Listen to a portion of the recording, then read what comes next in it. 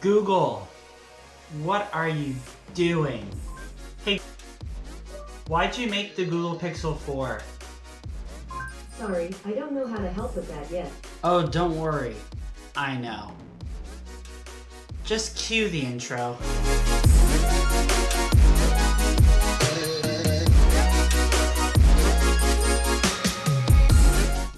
I would have to say that the Google Pixel 4 is probably the most disappointing release that I've seen in 2019. There are a lot of things that are just not okay with the Google Pixel 4. I've never ranted about a device before, but I feel like today is the day to make an exception. So for those who have no idea what the Google Pixel 4 is, let me go ahead and show you. More like show myself at the same time. I'm gonna read it off the screen. Google.com. So this phone was announced October 15th, and I want to just read to you the specs and really dive down into why I'm really mad at this phone. Something that I have said before to friends and family, and something that I would be happy to make a video for if y'all want to see that, is, okay mom, thank you. If Apple never made the iPhone, or if the iPhones were to die right now, what phone would I have? And it would be a Google Pixel phone. Because that is the closest, not only the closest thing to an iPhone that you can get, not trying to be a crazy iPhone person, it's a phone that is optimized for the hardware. So the software on this phone with the Android software on it, it's optimized for that hardware. Which is what Apple's really good at, is optimizing the software with the hardware so that it talks together, and it creates this big ecosystem where your Apple Watch starts talking to your camera and your computer starts talking to your camera. Everything just starts talking to each other. With the Google Pixel, you have a similar experience with their Google Pixel devices. So like the Google Home Mini that I have all over the place in my house, my Insignia speaker, which isn't even a Google product, but it works in the same ecosystem. So my dilemma with the Google Pixel 4 are three main things. So internals is the first thing I have an issue with. The second thing I have an issue with are the cameras.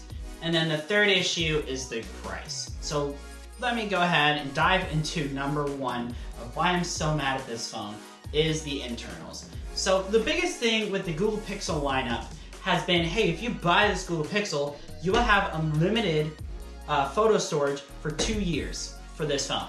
So the Google Pixel 3, you should have 1 more year left of unlimited phone storage. Unlimited photo storage, sorry. So if I take 1 billion pictures, they're all gonna be on the cloud for free at no cost for 2 years.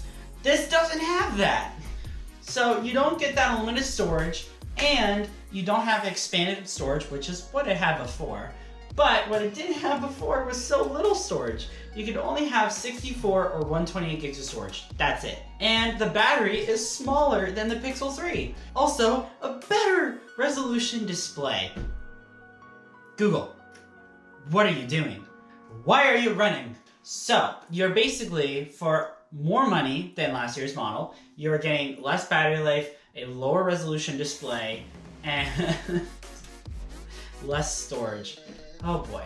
Let's calm down for a second here and talk about what I like about the Pixel 4. Just for a quick second. I like the design of it. I know it's very similar in terms of the camera. It's very similar to the iPhone camera notch. It's nice because it's flush. So I don't mean like the bump is flush. I mean like the cameras don't intrude. It's this really nice flat design, and it actually looks really nice. I like how all the phones have this really nice matte finish border around it, where it's not that a glossy black where it's looks kind of weird. And it still has the accent buttons, and it just looks really premium. It doesn't look like a cheap phone. And I like how they decided to go with facial unlock instead of a fingerprint reader. And the motion sense, I think, is going to be a big selling point for this. Right now it seems gimmicky, but I think it's going to make a really big comeback and that'll be the one thing that people will want to review the phone, but I don't think it'll be like ready for the mass market to where everyone is going to want to buy this phone. Let's go back to reality. Cameras number 2. So these aren't bad cameras, don't get me wrong. Google makes the best Android cameras in a smartphone.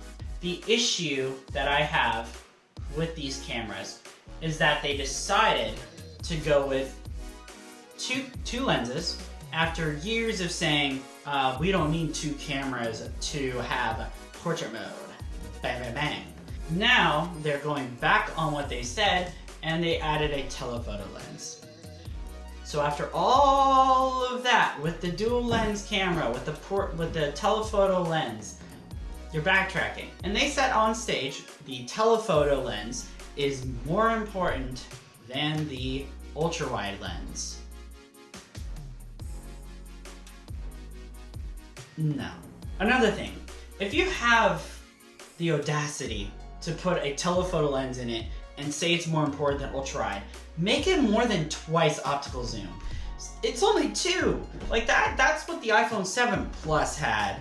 Maybe it'll surprise all of us. Maybe it'll have superb quality where it's better than any telephoto lens. But right now, based off of what I'm seeing in the renders and in different photos that I'm seeing online taken from this telephoto lens, it doesn't look that much better than what you could get out of a 7 Plus. And 7 Plus was released a couple of years ago. Like, this ain't a new phone.